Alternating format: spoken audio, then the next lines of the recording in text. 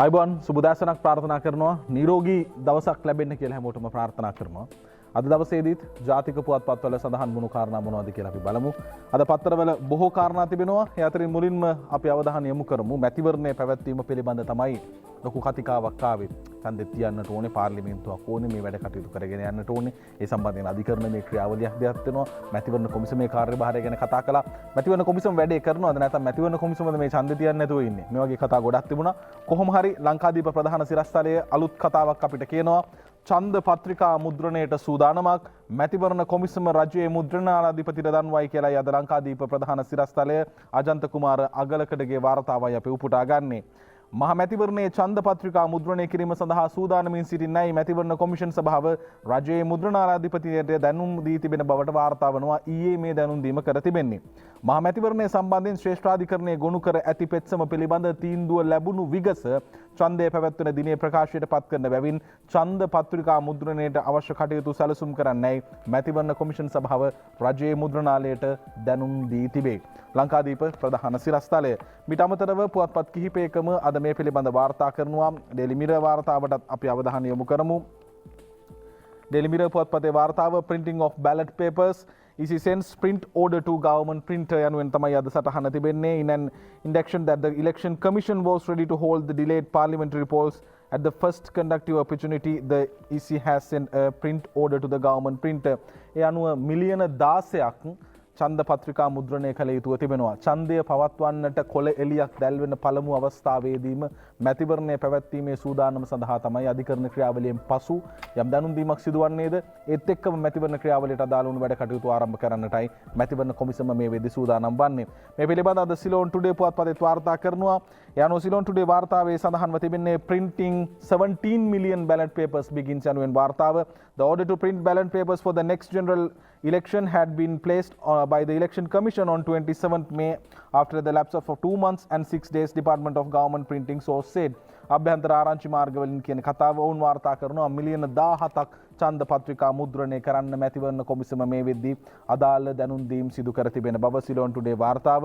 ඒත් එක්කම අද දවසේදී අරුණ පුවත්පතේ වාර්තාවකට අපි යනවා. අරුණ වාර්තාවෙන් කියන්නේ මැතිවරණ කොමිසමේ රහස් හමුවක් ගැන.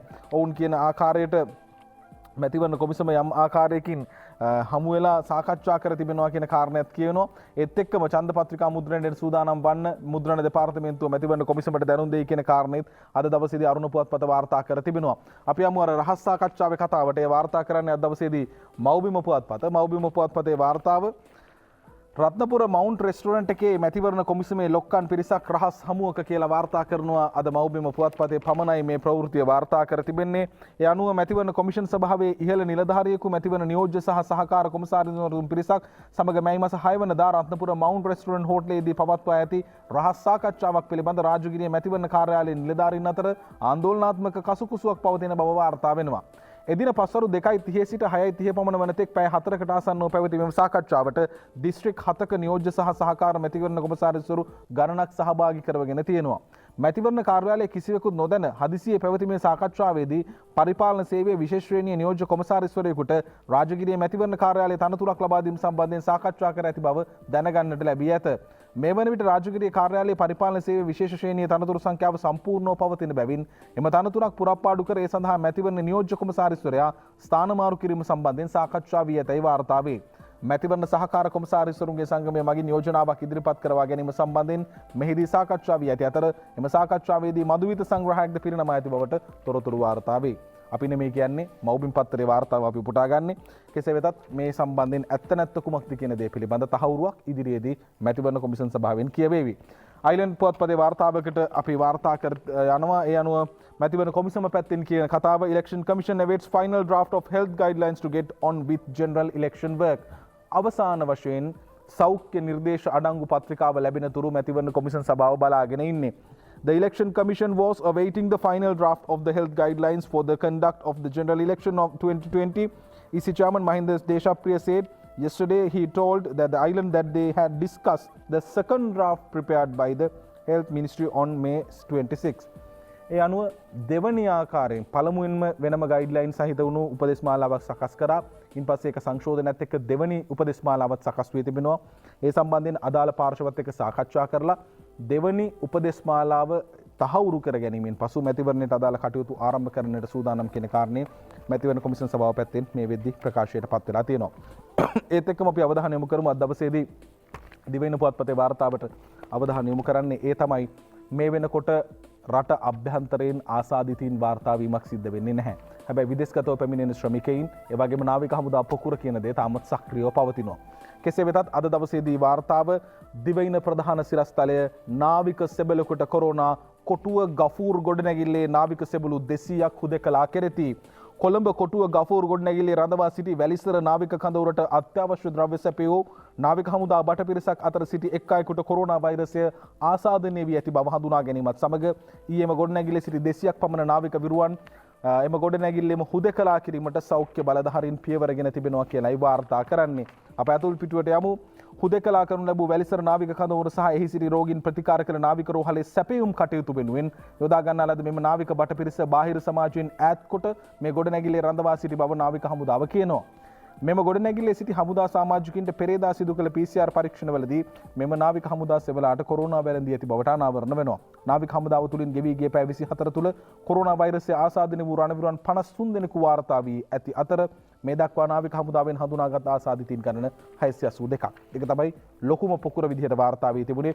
කෙසේ වෙතත් උන් සමාජයත් එක්ක මුහුණේ නැහැ, සමාජයත් එක්ක ගැටුනේ නැහැ. උන් මේ ගෆුරු බිල්ඩින් එකේම තමයි හිටියේ කියන කාරණේ කියනවා. දැන් ඔවුන් අතරම 200ක් පමණ පිරිසක් නිරෝධායනයට යටත් කරනවා. දිවයින වාර්තාව. ලංකාදීප පුවත්පතට යමු. ලංකාදීප පුවත්පතේ අද කොරෝනා වෛරසයේ ව්‍යාප්තිය සහ රෝගී තත්ත්වයන් සම්බන්ධ සවිස්තර වාර්තාවක් තිබෙනවා. අපි ලංකාදීප පුවත්පතට අවධානය යොමු කරන විට කොරෝනා 1503ට නැගී 745කට සුවයි මරණ 10ක් කියලායි අද ලංකාදීප පුවත්පත වාර්තා කර තිබෙන්නේ. ඒත් එක්කම දැන් මේ වෙද්දී වාර්තා කර තිබෙන ආකාරයට තවදුරටත් රෝගීන් වැඩිවීමක් සිදුවන්නට පුළුවන්. හැබැයි මේ වැඩිවීමත් එක්ක අපි කතා කරන විටදී සමහර ඒවා තාමත් යාවත්කාලින වෙලා නැහැ. ඒ අනුව අද ලංකාදීප පුවත්පතේ වාර්තාව කොරෝනා 1530ට නැගී 745කට සුවයි මරණ 10යි කියන වාර්තාව. ඒත් එක්කම ලෝකයේ පිළිබඳ කතා කරද්දී 58 ලක්ෂයක් මේ වෙද්දී ඉක්මවා ගියා ආසාදිතින්ගේ සංඛ්‍යාව. ඒ වගේම ඇමරිකා එක්සත් ජනපදයේ වගේ රටවල් වල ලක්ෂයක් මරණ වාර්තා වෙලා තිබෙනවා. බ්‍රිතාන්‍යයට යනකොට බ්‍රිතාන්‍යය තමයි මේ වෙද්දී මරණ අනුපාතය අතින් ගත් විටදී ඉතාමත් වේගවත් මරණ අනුපාතයක් පෙන්වුම් කරන්නේ. මිලියනයකට 891ක් මේ යන තැනට උන්ගේ මරණ අනුපාතය ඉහළ ගිහින් තිබෙනවා. තාමත් වසංගතයේ ලෝකයේ සක්‍රියව ක්‍රියාත්මක වෙනවා. ඉතින් අපේ රටේ අපි සතුටු විය යුතුයි බාහිර සමාජයෙන් ආසාදිතින් වාර්තා නොවි මේ වන විට නිරෝධායන මධ්‍යස්ථාන ඇතුළතින් ඒ වගේම කඳවුර භූ තුලින් පමණක් ආසාදිතින් වාර්තා වීම පිළිබඳ. ඒත් එක්කම අද දවසේදී වාර්තාව රටින් 283කට කොරෝනා කියලායි වාර්තා කරන්නේ. රටින් ලාංකික 283කට කොරෝනා ඉන් 215ක්ම කුවේට් සිට ආයයි කියලා වාර්තා කරනවා.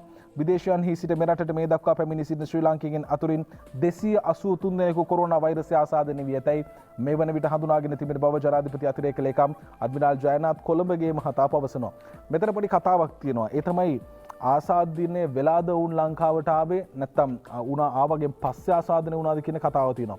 ඊයේ දවසේදී ජාත්‍යන්තර මාධ්‍ය වාර්තා කර තිබුණා අල්ලාරා පුවත් සේවය වැනි ඒවායි වාර්තා වී තිබුණා. ශ්‍රී ලංකා තානාපතිවරයා කුවේටි ප්‍රකාශයක් කරන තිබෙනවා.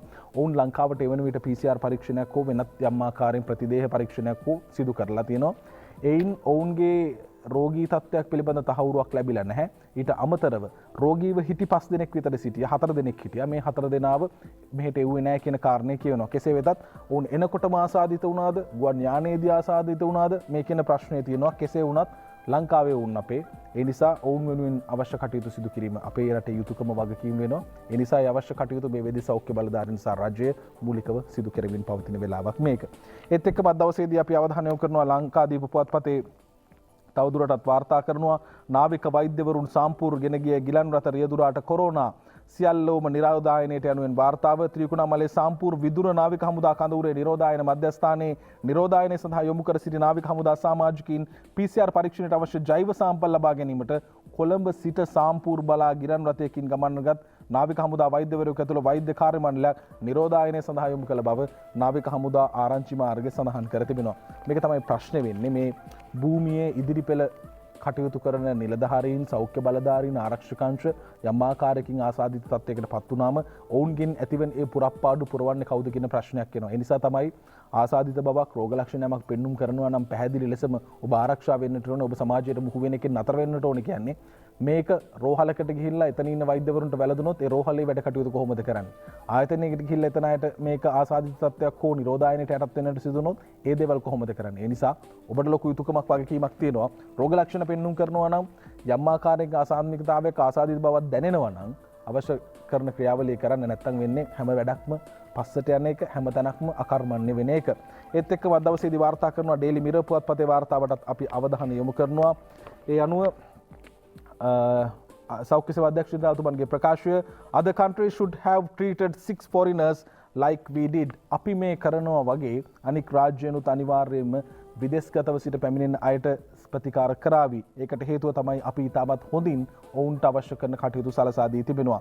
The countries, if other countries were exploit Sri Lanka's unemployed think human and accord the hospitality to them in the same way Sri Lanka accorded to the foreign nationals, Sri Lanka would not have faced the problem of repression of hundreds of sick Sri Lankans.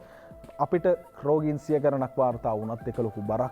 නමුත් සෞඛ්‍ය පද්ධතිය මේට අදාළව සූදානම් වෙලා තියෙන්නේ. ඒ නිසා අපේ රටින් ලබා දෙන පණිවිඩය ලෝකයටම හොඳ පණිවිඩයක් බවට පත්වේවි.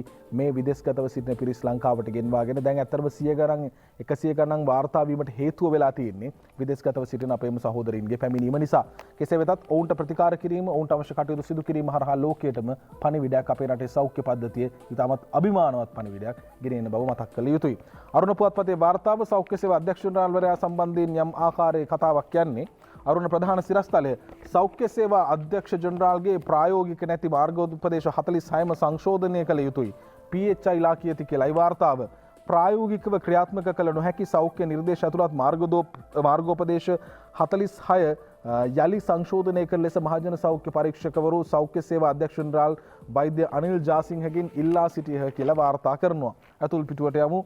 ඒ වාර්තාවේ කියවෙන කාරණේ තමයි COVID-19 වෛරසයේ ව්‍යාප්තිය පාලනය සඳහා වන මේ මාර්ගෝපදේශ 46 සෞඛ්‍ය සේවා අධ්‍යක්ෂ ජනරාල්වරයා විසින් පෙරේදා ප්‍රකාශයට පත් කළා. මේ මාර්ගෝපදේශ ප්‍රායෝගිකව ක්‍රියාත්මක කළ නොහැකි බැවින් මේ සංශෝධනය කරන ලෙස ශ්‍රී ලංකා මහජන සෞඛ්‍ය පරීක්ෂකවරුන්ගේ සංගමය සහ ප්‍රාදේශීය සෞඛ්‍ය වෛද්‍ය නිලධාරීන් සෞඛ්‍ය සේවා අධ්‍යක්ෂ ජනරාල්වරයාගෙන් ඉල්ලීමක් කරනවා. ප්‍රායෝගිකව නොසිතා සමාජයට විහිළු සපයන ආකාරයේ මෙම මාර්ගෝපදේශ සෞඛ්‍ය අමාත්‍යාංශ නිලධාරීන් සකස් කර ඇති බව මහජන සෞඛ්‍ය පරීක්ෂකවරුන්ගේ සංගමේ සභාපති උපුල් රෝහණ පවසයි. කුලී රථ සේවා, ත්‍රිරෝද රථ භාවිතය, බයිසිකල් පැදීම, ඇවදීමේ මන්තීරු, සම්මන්ත්‍රණ සහ වැඩමුළු, උපකාරක පන්ති, ප්‍රසිද්ධ රැස්වීම් ඇතුළු ක්ෂේත්‍ර 46ක් සඳහා සකස් කළ මේ මාර්ගෝපදේශ සෞඛ්‍ය අමාත්‍ය පවිත්‍ර වන්‍යාරච්චි විසින් ජනාධිපතිවරයා වෙත ඉදිරිපත් කර ඇත. මෙම මාර්ගෝපදේශ ක්‍රියාත්මක කිරීමේදී අදාළ ක්ෂේත්‍රයට අවශ්‍ය වන සෞඛ්‍ය උපදෙස් සහ සෞඛ්‍ය සහතික පළාත් පාලන ආයතනවලින් ලබා ගැනීමට නිර්දේශ කිරීම පිහිළුවක් බවද ශ්‍රී ලංකා මහජන සෞඛ්‍ය පරීක්ෂකවරුන්ගේ සංගමය යම් විවේචනයක් සිදු කර තිබෙනවා. හැම පැත්තෙම එන කතා පිළිබඳ අවධානය යොමු කළ යුතු වෙනවා.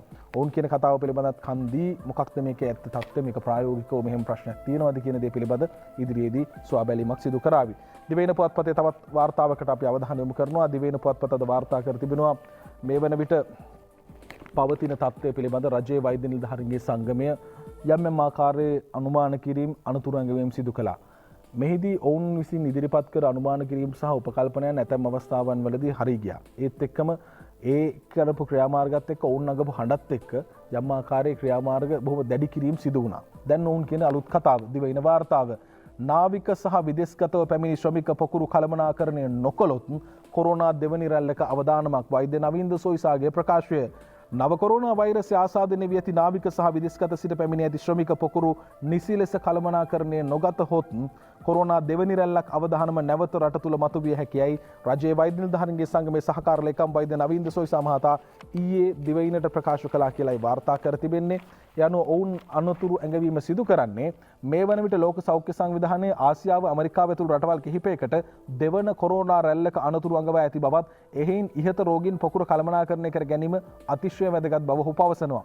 මේ කටයුතු සඳහා දුරස්ථකරණය, ස්වයං ස්වස්ථතාව, විෂ බීජ හරණය සහ මුහුණු ආවරණ යන සෞඛ්‍ය ආරක්ෂක පිළිවෙත්හි ඉංග්‍රීසි වචනයේ මුල් අකුරු වලින් සකස් කිය ඇති ඩ්‍රීම් සංකල්පයේ මාර්ගෝපදේශනයන්ට අනුගත වෙමින් ජනතාව කටයුතු කිරීම ඉතා වැදගත් යයි ඔහු සඳහන් කරනවා. විදේශගත විදේශගතව සිටින මෙරට පුරවැසියන් නැවත මෙරටට ගෙන්වා ගැනීමේදී මෙරට රෝහල් පද්ධතියේ දැනට පවතින ධාරිතාව සහ නිරෝධායන මධ්‍යස්ථානයෙහි පවතිනා වූ ඉඩ පිළිබඳව සැලකිලිමත් වීම අත්‍යවශ්‍යයි වෛද්‍ය නවීන්ද සොයිසා පවසනවා. එසේ නොවුනහොත් පවතින යහපත් තත්ත්වය වහා වෙනස් විය හැකියයිද හෙතෙම අනතුරු අඟවයි. විදේශගත ශ්‍රමිකයින් ගෙන්වා නොගන්නා ලෙස මින් කිසිසේත්ම අදහස් නොවන බවත් ඔවුන් මවරටට ගෙන්වා ගැනීම මනා කළමනාකරණයක් යටතේ සිදුවිය යුතු බව එහි අදහස් බව ඔහු සඳහන් කර තිබෙනවා. අද දිවයින පුවත්පතේ වාර්තාව තමයි අප උපුටා ගත්තේ. ඒත් එක්කම ඇඳිරි නීතිය යම් ආකාරයකින් යලි පැනවීමක් පිළිබඳ වාර්තා කර තිබෙනවා. අපි ඒ උපුටා ගන්නවා අද පුවත්පතෙන්. ඒ අනුව අද පුවත්පතේ වාර්තාවටයි අපි අවධානය යොමු කරන්නේ. එහි වාර්තාවේ අද කියවෙන්නේ කොයි ආකාරයෙන්ද මැයි 31 ජූනි 4 5 දිනවල දිවයින පුරා ඇඳිරි නීතිය දිවයිනේ සියලුම දිස්ත්‍රික්කවලට දවස පුරා ඇඳිරි නීතිය ක්‍රියාත්මක කරන බව ජනාධිපති මාධ්‍යාංශය සඳහන් කරයි. මීට අමතරව ජූනි මාස 4 සහ 5 යන දෙදින තුනත් රට පුරා ඇඳිරි නීතිය ක්‍රියාත්මක කරන බවද ජනාධිපති මාධ්‍යාංශය පවසනවා. එසේම ජූනි 1 වනදා සිට 3 වනි බදාදා දිනතෙක් සෑම දිනකම රාත්‍රී 10 සිට උදේ 4 දක්වා ඇඳිරි නීතිය ක්‍රියාත්මක වන අතර ජූනි 6 වෙනි සෙනසුරාදා දින සිට නැවත දැනුම් දෙනතුරු ඇඳිරි නීතිය ක්‍රියාත්මක වන්නේ සෑම දිනකම රාත්‍රී 10 සිට උදෑසන 4 දක්වා පමණයි. ඇඳිරි නීතියේ පිළිපදින්න මේ වෙද්දී ඇඳිරි නීතිය කඩ කරපු බොහෝ දෙනෙකුට එරෙහිව නීතිමය ක්‍රියාමාර්ග දියත් වෙනවා. මේ දේවල් පනවන්නේ තරහකටවත් වෛරයකටවත් ඔබව ගෙවල් වලට තියලා තියන්න ඕනටත් නෙමෙයි. මේ වසංගතයෙන් ආරක්ෂා වෙන්නට ඕනේ. එහෙම ආරක්ෂා නොවුනොත් යලිත් වතාවක් අවදානමකට අපිට මුහුණ දෙන්නට සිදු වෙනවා සහ ආපහු වතාවක් කරගෙන ගියපු කර්මාන්ත මේ සියලුම දේ නවත්තන්න වෙනවා. කෙටි විරාමයකට යමු. විරාමයෙන් පසු අපි පත්තරවල ඉතිරි කතාව බලමු.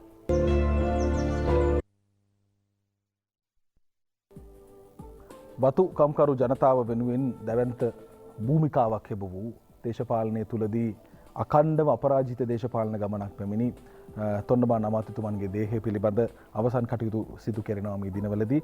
යනුව ඇමති තොණ්ඩමාන්ගේ දේහය පාර්ලිමේන්තුවට රැගෙනීම සිදු කෙරුණා. ඒ ජාතික රූපවාහිනියේ සජීවීව ඔබට දකින්නට ලැබුණා. කෙසේ වෙතත් අද දවසේදී වාර්තා පුවත්පත්වල ඇමති තොණ්ඩමාන්ගේ දේහය පාර්ලිමේන්තුවට අවසන් කටයුතු ඉරිදා නුවර එළියේදී ලංකා කම්කරු කොංග්‍රසයේ නායක සහ ප්‍රජා සවිබල ගැන්වීමේ සහ වතු යටිතල පහසුකම් සංවර්ධන අමාත්‍ය අභාවප්‍රාප්ත ආරුමුගන් තොණ්ඩමන් මහතාගේ දේහය රාජ්‍ය ගෞරව දැක්වීම සඳහා ඊයේ පාර්ලිමේන්තු සංකීර්ණයට රැගෙන එන ලදී.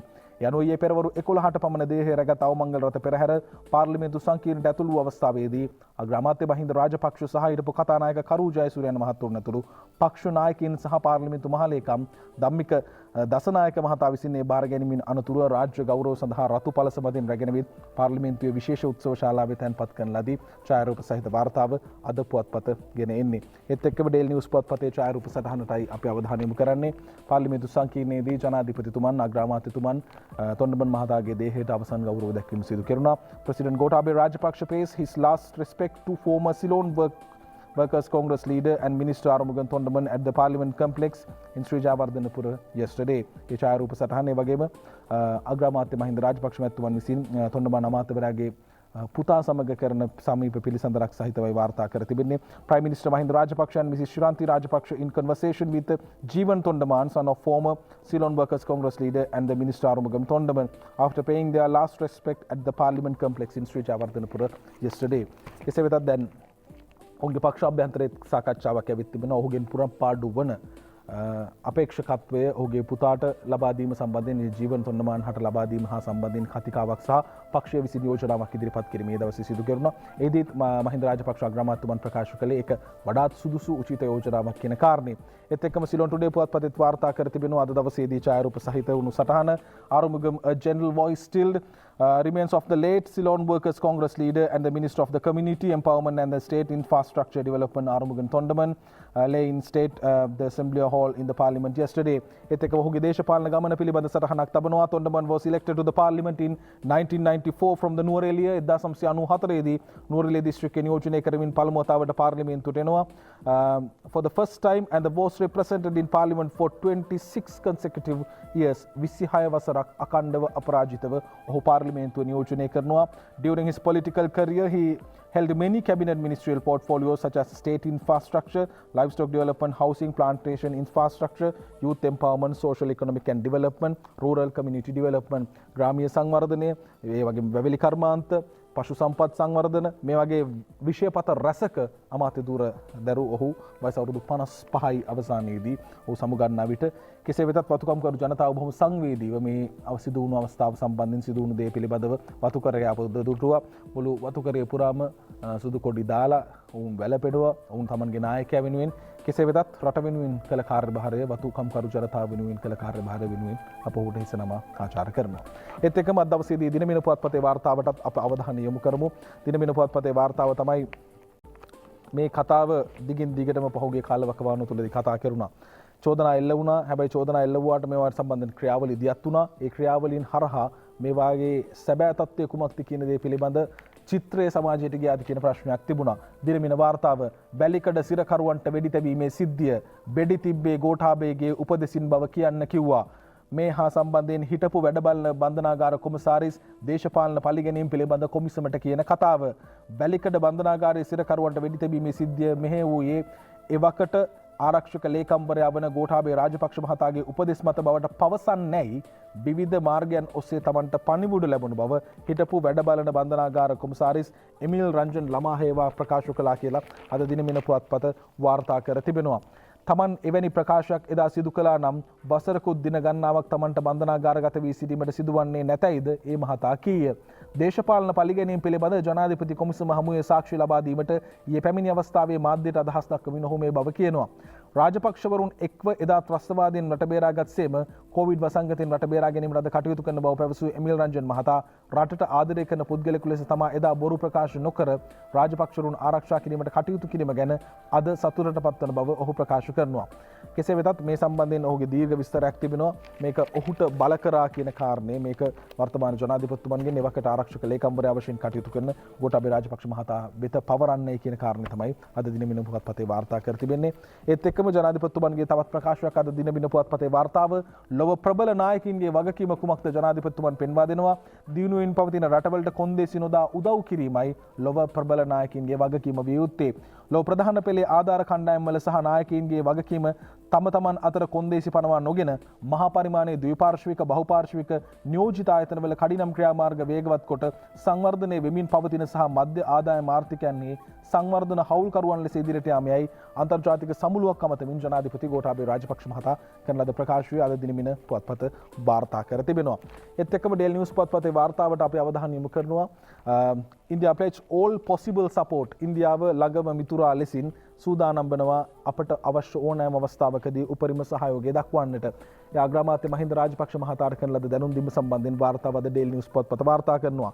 But leaders and other dignitaries have been calling the sharing message on social media to convey their best wishes to Prime Minister Mahinda Rajapaksa as he marks 50 years since being elected to the parliament. පාර්ලිමේන්තු ගමනට වසර 50ක් සපිරෙනවා අග්‍රාමාත්‍යතුමන්ගේ. එහිදී සමාජ මාධ්‍ය හරහා බොහෝ දෙනෙකු අග්‍රාමාත්‍යතුමන්ට කතා කර සුබපතනු ලැබුවා. Among the leaders who have called include Indian Prime Minister Narendra Modi, Prime Minister of Bangladesh Sheikh Hasina and the President of Maldives Ibrahim Mohammed Solia. මේ සියලුම දෙනාම අග්‍රාමාත්‍යතුමන්ට සුබ පැතුම් එකතු කර තිබුණා. During the telephone call with the Prime Minister Mahinda Rajapaksa yesterday, Indian Prime Minister Modi assured Prime Minister Rajapaksa that India stand ready to extend all possible support to Sri Lanka during the challenging time. මේ අභියෝගාත්මක කාලවකවානුව තුළදී ශ්‍රී ලංකාවට ලබා දිය හැකි උපරිම සහයෝගය ලබා දෙන්නට පොරොන්දු වන බව ඉන්දියා අග්‍රාමාත්‍යවරයා අපේ අග්‍රාමාත්‍යතුමන්ට කතා කර දැනුම් දුන්නා කියන කාරණේ ප්‍රකාශ කරනවා. Prime Minister Modi said, as a friendly country, it is our duty to respond, especially in these very difficult times. We are always going to stand by you. අපේ රට වෙනුවෙන් ඔවුන් නිරන්තරයෙන් පෙනී සිටිනවා කියන කාරණය මෙහිදී දැනුම් දී තිබෙනවා. ඒ වගේම අග්‍රාමාත්‍යතුමන්ගේ දේශපාලනයේ පාර්ලිමේන්තු ගමන තුළ වසර 50ක් දශක 5ක් ගෙවීම හා සම්බන්ධයෙන් ඉතාමත්ම ඉහළ ප්‍රතිචාරයක් සහ සුබවාදී ප්‍රතිචාරයක් දක්වමින් සුබ පැතූ බව අද ඩේලි නිවුස් පුවත්පත වාර්තා කර තිබෙනවා. ඒත් එක්කම තමයි මේ වෙද්දී අධිකරණමය ක්‍රියාවලියක් දියත් වෙමින් පවතිනවා. ඒ අධිකරණමය ක්‍රියාවලිය දියත් වෙමින් පවතින්නේ මැතිවරණයේ පැවැත්වීම හා සම්බන්ධයෙන්. මේක දැන් අඛණ්ඩව දින 10ක් පමණ කාල සීමාවක් එක දිගටම මේ සාකච්ඡා වුණා. ඒ වගේම මේ අධිකරණමය කටයුත්ත අධිකරණය සම්බන්ධයෙන් අවධානය යොමු කරන නඩු කටයුතු පිළිබඳ අවධානය යොමු කරන බොහෝ දෙනෙක් කියන්නේ ඉතාමත් රසවත් ආකාරයකින් දැනුම් බොහෝමයක් එකතු කරන ආකාරයේ නඩු කටයුත්තක් බවට මේ වෙන විට පත්ව තිබෙනවා. The Island වාර්තාව මාරපන නීතිඥතුමන්ගේ ප්‍රකාශය, Judiciary has no power to reverse constitutional decision of President. ජනාධිපතිතුමා ව්‍යවස්ථාවට අනුකූලව ගන්නා ලද තීරණයක් ආපසු හැරවීමට අධිකරණයට බලයක් තියෙනවාද? President Gotabaya Rajapaksa's decision to dissolve parliament was a political decision made in his capacity as the head of the state and government under the provisions of the constitution. ජනාධිපතිතුමාගේ භූමිකාවේ විශේෂපතය තුළ පවතිනා වූ කාරණයක් අනුවයි ඔහු තීරණය ගන්නේ. වෙලාව බලමු අපි.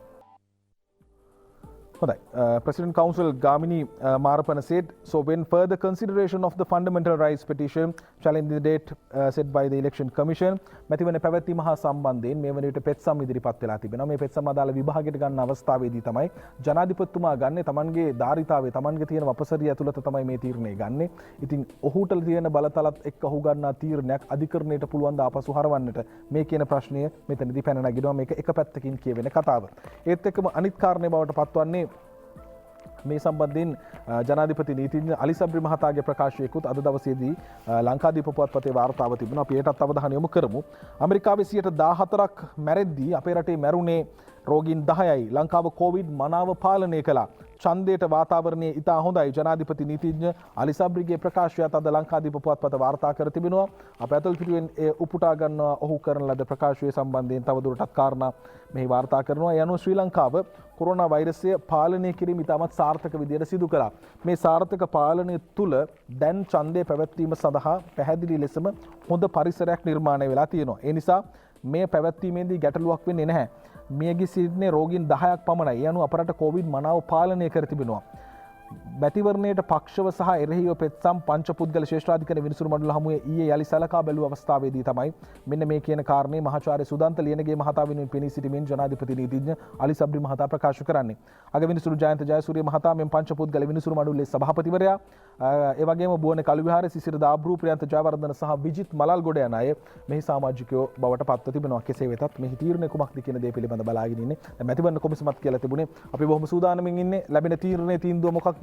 ඒත් එක්කම ඡන්ද පත්‍රිකා මුද්‍රණය කරලා මැතිවරණයට අවශ්‍ය කටයුතු සලසා ගන්නට ඔවුන් සූදානමින් ඉන්නවා කියන කාරණේ කියවෙද්දී අපි ඩේලි නිවුස් පුවත්පතේ වාර්තාවකටත් යනවා. ඒත් වාර්තා කර තිබෙන්නේ මේ නඩු කටයුත්තට අදාළම ප්‍රවෘත්තියක්. අද ඩේලි නිවුස් පුවත්පතේ වාර්තාව President has fulfilled his constitutional duties.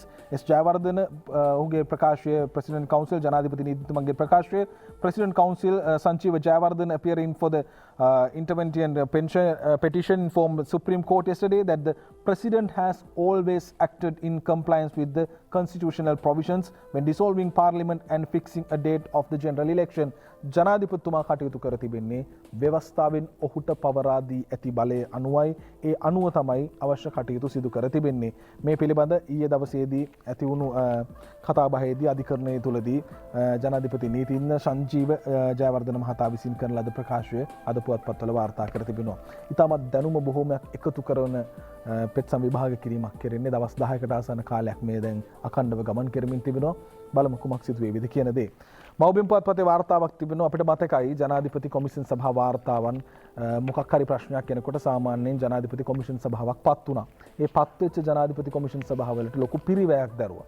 ඒ පිරිවැය දරලා අවසානයේදී කොමිෂන් සභාව වාර්තා එළි දැක්ුණා.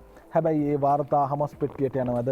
ඒ වාර්තා වලින් වෙච්ච දෙයක් තියෙනවද කියන දේ ඔබට මට තිබිච්ච ප්‍රශ්නයක් වුණා. මව්බිම වාර්තාව මෛත්‍රී යුගයේ කොමිෂන් 4ට කෝටි 400ක අපමණ අගයක් වාර්තා 4ක් ජනාධිපති කාර්යාලයේ පල් වෙලා නිර්දේශ කිසිවක් ක්‍රියාත්මක කරලා නැහැ. ඒ කොමිෂන් 4න් වූ විනාශය සොයන්න තවත් ජනාධිපති කොමිසමක් පත් කරන්න සිද්ධ වෙලාලු. අද වාර්තා කරන්නේ මව්බිම පුවත්පත. හිටපු ජනාධිපති මෛත්‍රීපාල සිරිසේන මහතාගේ පාලන සමයේ රුපියල් කෝටි 400කට අධික මුදලක් වැය කර පවත්වාගෙන ගිය ජනාධිපති කොමිෂන් සභා 4ක වාර්තා ජනාධිපති ලේකම් කාර්යාලය වෙත ලැබී තිබුණද එම වාර්තා වලින් අනාවරණය වුණු තොරතුරු සහ නිර්දේශ වලට ගත යුතු කිසිදු ක්‍රියාමාර්ගයක් ගෙන නැත කියලායි වාර්තා කරන්නේ. කෝටි 400ක් සුළුපටු පොඩි ගාණක් නෙමෙයි. ඉතින් අපරාධ මේ දේවල් වලින් යුක්තිය හරියට ඉෂ්ට වුණා නම් ඒක තමයි ජනතාවගේ අපේක්ෂාව බවට පත් වෙලා තිබුණේ. ඒත් එක මව්බිම් පුවත්පතේ වාර්තාව කාවිද්දට අපහාස වන වීඩියෝව සහ පොලිස් පරීක්ෂණ වලට බාධා කිරීම මත හරින්ගෙන් CCD පැය 3ක් ප්‍රශ්න කරයි කියලායි වාර්තා කරන්නේ.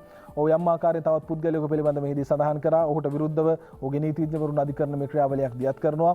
ඒකදී අපහාස කරාට අදාළව ඒ අදාළ පාර්ශවීන්ටත් ඔහු අධිකරණයේ ක්‍රියාත්මක කළා. ලැබෙන මුදලක් වේ නම් ඒ මුදල කොවිඩ් අරමුදලට බැර කරනවා කියන කාරණේත් කොහොමනත් කියනවා. මේ මෙච්චර ප්‍රශ්න තියෙන වෙලාවේ මේ කාවින්දර අපහාස වන වීඩියෝ වහ සම්බන්ධයෙන් දැන් ලොකු කතාබහක් සමාජ මාධ්‍ය ඇතුළත එනවා. ඒක කරා නම් වැරදි දෙයක්. කෙසේ වෙතත් මේ සම්බන්ධයෙන් දැන් විවිධ පාර්ශවයන්ගේ නම් ගෑවෙනවා, විවිධ අය ගෑවෙමින් තිබෙනවා. ඒත් එක්කම අරුණ පුවත්පතේ වාර්තාවකටත් අපි අවධානය යොමු කරනවා. අද අරුණ පුවත්පත වාර්තා කර තිබෙන තවත් ප්‍රවෘත්තියක් තමයි මේ සාවද්‍ය ප්‍රකාශයක් සිදු කරන ලබනවා කියන කාරණේ සරත් ෆොන්සේකා මහතා ඔබට මතක ඇති. මේ සම්බන්ධයෙන් ලොකු කතාබහක් ආවේ. ඇයි පොඩි මිනිස්සුන්ට විතරද නීතිය ක්‍රියාත්මක වෙන්නේ කියන කාරණේ පිළිබඳ කොවිඩ් ගැන සාවද්‍ය ප්‍රකාශයක් කළ සරත් ෆොන්සේකා අද CCDට රාජිතගෙනුත් ඊයේ ප්‍රකාශයක් කියලායි වාර්තා කරන්නේ. COVID-19 ආසාදිත පුද්ගලයන් පිරිසක් මියගොස් ඇති බවට කළ අසත්‍ය ප්‍රකාශයක් සම්බන්ධයෙන් ප්‍රශ්න කර ප්‍රකාශයක් සටහන් කර ගැනීම සඳහා හිටපු පාර්ලිමේන්තු මන්ත්‍රී සරත් ෆොන්සේකා අද කොළඹ අපරාධ කොට්ටාශයට කැඳවා තිබෙනවා කියලායි වාර්තා කර තිබෙන්නේ. අපි යමු අද දවසේදී කතා කරන ප්‍රධාන මාතෘකාවක් බවට පත් වෙලා තියෙනවා මේ හාල් මිල සම්බන්ධයෙන්. ඇත්තටම හාල් මිල සම්බන්ධයෙන් මේ ආකාරයෙන් මෝල් හිමියන්ට ලොකු බලපෑමක් කරන්නට හැකියාව ලැබුණේ කොහොමද? හාල් සම්බන්ධ මිල ගණනා කරනකොට සාකච්ඡා පැවැත්වුවාම අවසානයේදී ජයගන්නේ මහා පරිමාණ මෝල්කරුවන් හැමදාමත්. ඉතින් මේ නිසා මේ සම්බන්ධයෙන් අපූරු හෙළිදරව්වක් අපූරු කතාවක් අද දවසේදී වාර්තා කර තිබෙනවා දිවයින කතු ඇකිය තුළින්. අප එය උපුටා ගන්නවා අද දවසේදී මේ ප්‍රශ්නය පවතින වෙලාවක මේ කතා කිරීම වැදගත් නිසාවෙන් ශ්‍රී ලංකාවේ සෑම ආණ්ඩුවක් සේම හාල් මිල පාලනය කිරීම වෙළඳපොළ ක්‍රියාවලියෙන් වර්තමාන ආණ්ඩුවද ෆේල් වී තිබේ. එම අසමත් භාවයේ ප්‍රතිඵලයක් ලෙස පෙරේදා මධ්‍යම රාත්‍රියේ සිට සහල් කිලෝවක් මත පනවා තිබූ උපරිම මිල රුපියල් 6 සිට රුපියල් 8 දක්වා ඉහළ ගොස් තිබේ. ඒ අනුව නාඩු සහල් කිලෝවක උපරිම මිල රුපියල් 96 දක්වාද සම්බා කිලෝ එකක උපරිම මිල රුපියල් 98 දක්වාද ඉහළ ගොස් ඇති අතර කීරි සම්බා කිලෝ එකක උපරිම මිල රුපියල් 120ක් ලෙස වෙනසක් වී නැත. පසුගිය දින කිහිපය තුළ සහල් මිල ආණ්ඩුව සහ සහල් මෝල් හිමියන් අතර මත ගැටුම් පැවතිනි. පාරිභෝගික කටයුතු පිළිබඳ අධිකාරිය සභාපති විශ්‍රාමික මේජර් ජනරාල් ශාන්ත දිසානායක ඇතුළු නිලධාරීන් 50 දෙනෙකුගෙන් යුත් කණ්ඩායමක් මාධ්‍යද පිරිවරාගෙන පසුගිය 23 වෙනිදා සවස පොළොන්නරුව දිස්ත්‍රික්කයේ වී මෝල් වැටලීමට යන්නේ එම මත ගැටුමේ ප්‍රතිඵලයක් ලෙසයි. ඒ අනුව ලංකාවේ සහල් වෙළඳපොලේ වී ගොවියාත් පාරිභෝගිකයත් වෙනුවෙන් නියාමනය කිරීමට නම් කළ යුත්තේ මහා පරිමාණ හාල් මෝල් හිමියන් වෙළඳපොලෙන් ඉවත් කිරීම නොව ඔවුන් ලබා ගන්නවා 90% ප්‍රමාණයක් වී මිලදී ගැනීමේදී. වී අලෙවි මණ්ඩලයට ගන්න පුළුවන් වෙලා තියෙන 10%යි. ඒ නිසා හාල් මෝල් හිමියන්ට කරන්න පුළුවන් බලපෑම බොහොම වැඩි. මේ කියන මාෆියාව බිඳීම තුලින් තමයි මේක වෙනස් කරගන්න පුළුවන් කියන කාරණේ මතු කර සිටිනවා. අවසාන වශයෙන් අපි කාටූන් එකකට යමු. අපි උපුටා ගන්නේ අද දවසේදී ලංකාදීප පුවත්පතේ කාටූනයක් අපි උපුටා ගන්නවා. ඒ අනුව ලංකාදීප අනේද කියන්නේ කාටූනෙන් අපි කතාබහ හමාර කරමු. පුවත්පත්වල අද බොහෝ